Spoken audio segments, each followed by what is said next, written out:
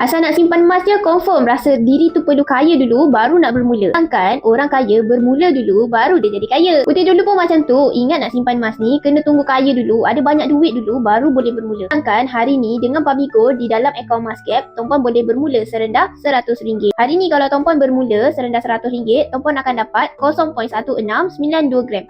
Okey lah tu, daripada tak ada simpanan langsung kan. 1 gram ni mungkin nampak kecil tapi banyak manfaatnya. Salah satunya tahan diri kita daripada sikap boros. Bayangkan kalau tuan-puan dah ada 1 gram, bermaksud tuan-puan dah selamatkan duit sebanyak RM500 pada beli barang yang bukan-bukan. Yang kedua, emas 1 gram ni akan menjadi aura magnet kekayaan kita. Bayangkan, 1 gram ni kalau kita tenung selalu, tak mungkin dia akan kekal 1 gram.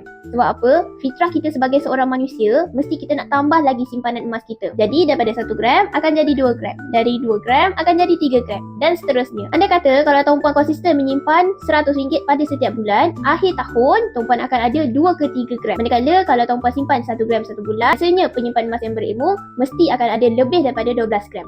Sebab berbalik pada poin kedua, sebab emas ni ada magnet kekayaan. Jangan pandang rendah pada nilai 1 gram ni. Sebab apa? Dulu Putri pernah beli emas dengan harga RM270 untuk setiap 1 gram.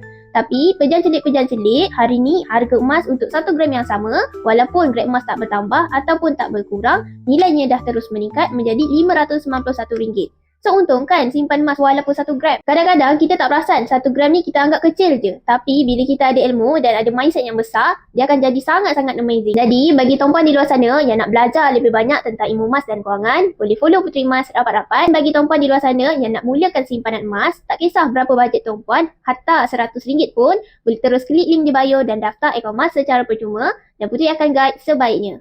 Ingat Mas, ingat Puteri. Bye!